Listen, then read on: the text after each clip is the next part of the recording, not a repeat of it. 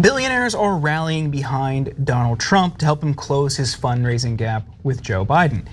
In what could be a huge boost for the Trump campaign, Miriam Adelson, the widow of casino billionaire Sheldon Adelson, is reported to be planning on spending up to $90 million to fund a Trump-supporting super PAC, Preserve America.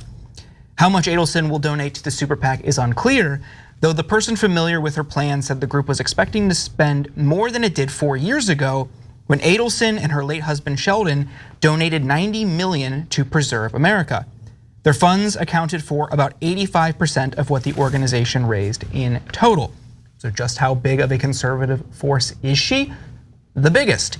In 2020, she and Sheldon Adelson gave more than $218 million to conservatives, making them the largest donors in that cycle, according to Open Secrets.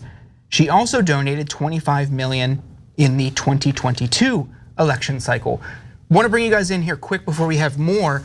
I mean, throwing around that kind of money means you can pretty much dictate the outcomes of what a political party does, what their legislative priorities are. Is that right? 100%. And so it doesn't matter who the donor is. You give $100 million, and first of all, any politician is going to kiss your ass and do exactly what you want.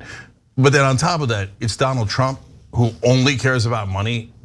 In this case, it's not theoretical. He already did it. Sheldon Adelson gave him about $100 million in 2016 and 2020. I wrote about it in my book. You just saw the numbers that Jordan quoted.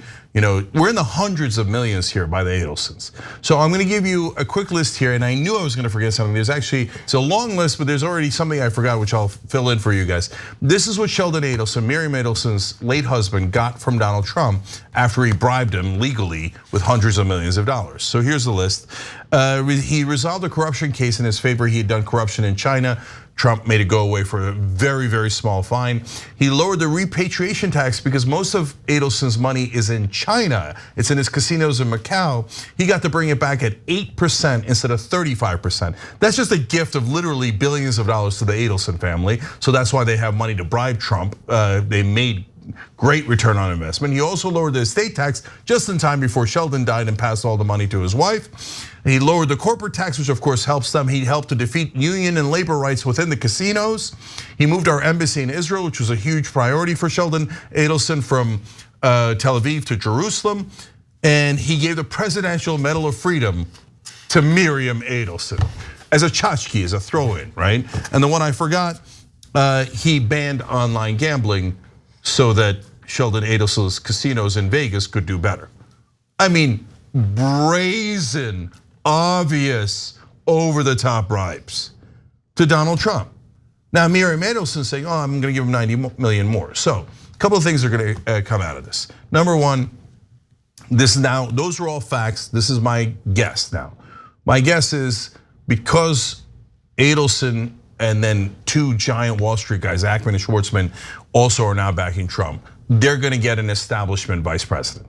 They're not gonna settle for Joe Blow off the street. They're gonna go with Nikki Haley, Tom Cotton, or Elise Stefanik is my guess. I would say that Tom Cotton and Stefanik have a better chance than Haley does, and they're massive fans of Israel. All three of those, I mean, Nikki Haley just wrote, finish them on a bomb that they're gonna drop on Palestinians. So that's very, very clear. But again, it's a laundry list that he wants. Now, what's amazing about all this is, how come Biden and the Democrats don't kick Trump's ass over this? This is the worst swamp you could imagine. The guy ran on draining the swamp. This is a layup. It's the biggest layup in American politics.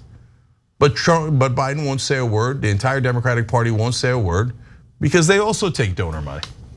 So they've decided to unilaterally disarm and not use the #1 attack line that they could on Trump because they're also corrupt. It's disgusting. Pausing here to deliver some honest truth as we do in our news coverage as well. TYT is facing challenges, guys, as the entire industry is. You know who could make the difference? You. If you hit the join button below, it's gonna make all the difference and keep us in business. We appreciate you, thank you. That's exactly right. I mean, I love that you stuck the landing by suggesting that Democrats do the same thing. The other thing I would say, though, and maybe this is some high ground for Democrats to argue the point, is that Trump is not only someone who is taking care of Adelson in all the ways that Cenk just detailed and more, but he has indicated quite openly that he is a transactional president. So he said to corporate leaders, give me the money, you guys with the oil, you guys who want to drill, and I'll let you essentially write the legislation. He just had a similar meeting at the Carlisle Hotel in which he essentially said the same thing to other big donors. So this is a guy who is open about the legal corruption that is part of the pay and play that is American politics. Yeah. So Adelson is just one of a few billionaires who in the past couple weeks have come back around on Trump. So we have a few more. Cenk alluded to a couple of them. First, hedge fund billionaire Bill Ackman is now rallying behind Trump after bouncing between long shot candidates like Nikki Haley and Dean Phillips. And Axios identified several others. Blackstone CEO Steve Schwartzman told Axios last week that he would support and donate to Trump after previously calling for a new generation of leaders. Activist investor Nelson Peltz, who said he regretted voting for Trump after the Capitol attack, hosted the former president at his Florida mansion in March. Elon Musk, who met with Trump at Peltz's home, now speaks with the former president multiple times per month and is organizing dinner parties to whip elite opposition against Biden.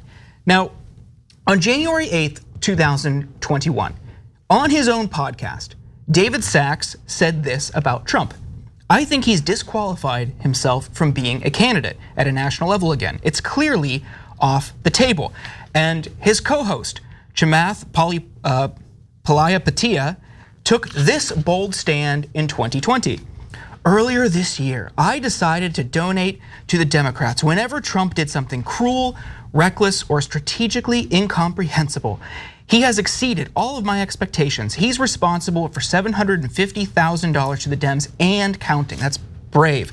But despite Trump disqualifying himself and defying all expectations, David and Chamath are hosting a fundraiser for Donald Trump on June 6th with tickets ranging from $50,000 per person to $500,000 per couple.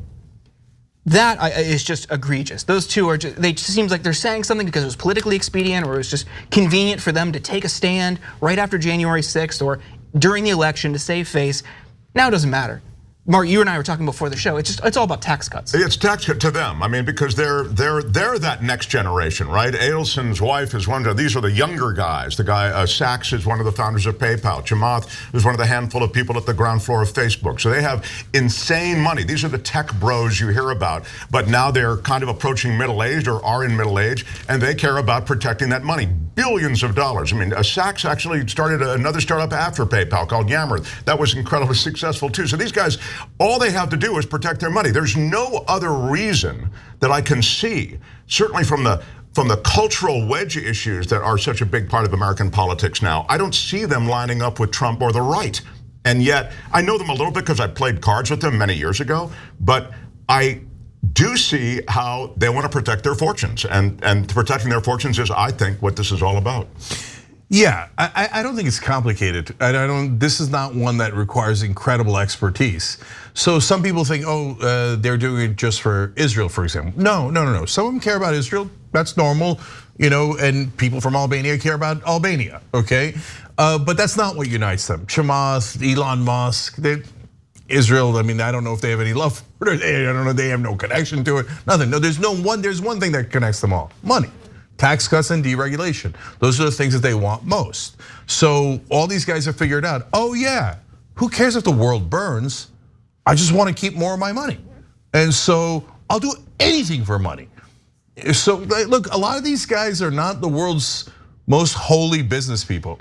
They did a lot of sketchy things to get there in the first place. I'm not putting it on any one particular person, but especially the financial industry, let alone the tech industry. I mean, the crimes that have gone unprosecuted there, MAGA, that's what you should be upset about, okay? And so those guys are like, oh, we have ill-gotten gains. Who would help to protect our ill-gotten gains? Gee, I wonder. Oh, right, Trump. So and I think what dawned on some of these guys is, wait, who cares about democracy? In a system where only the rich are ruled, wait, we're the rich. So why do I have to deal with 330 million votes when us guys in San Francisco and New York can get together and there's 30 of us or 300 of us and we'll vote on who's gonna be the president and then we'll give them all the money. But by the way, guys, this is not a Trump thing. That's been around since money in politics. This started in 1978 when the Supreme Court basically made bribery legal. So ExxonMobil and Pfizer and all those guys have been doing this for decades. So that's in a sense, like AIPAC gets a lot of news, which they should, but they're kind of exposing the game for all the lobbyists. And Trump gets a lot of news, and he should, but he's kind of exposing the game for all the crooked politicians. So this is Tuesday for high stakes donors. They've been giving money to Nancy Pelosi and Mitch McConnell to rob you blind your whole life. You just didn't know it. Trump is just more obvious and brazen about it, and that's why you're knowing it now. Yeah. One last point. These people often frame it as they're a concern about the direction of the country or culture issues. Bill Ackman is notorious for this. He's waged against DEI. He's waged against all of these inclusive efforts and free speech on college campuses. None of that is genuine. It is a total distraction. They want you to focus on that so you don't pay attention to them robbing you blind. It's like Cenk said, it's much easier if you're focused on something else and you're out of the picture for them to continue making money. And when Donald Trump is signaling with Project 2025, hey, all of these regulations are gone if Trump gets reelected. We're gonna gut the federal government. There's gonna be no bureaucratic state, nothing holding us in check. That's all gone and they can profiteer. That's what they want. Don't fall into this trap where you think it's about the direction of the country, DEI, or inclusivity. It's not about that for them. Those things are important and good and we should protect them, but that's not what they care about.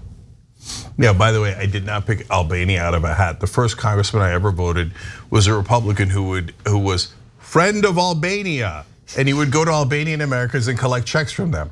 These are scams that have been around forever. It doesn't have anything to do with any ethnicity. It just has to do with the money, Lebowski. Thanks for watching The Young Turks. Really appreciate it. Another way to show support is through YouTube memberships. You'll get to interact with us more. There's live chat emojis, badges. You've got emojis of me, Anna, John, JR. So those are super fun. But you also get playback of our exclusive member-only shows and specials right after they air. So all of that, all you gotta do is click that join button right underneath the video. Thank you.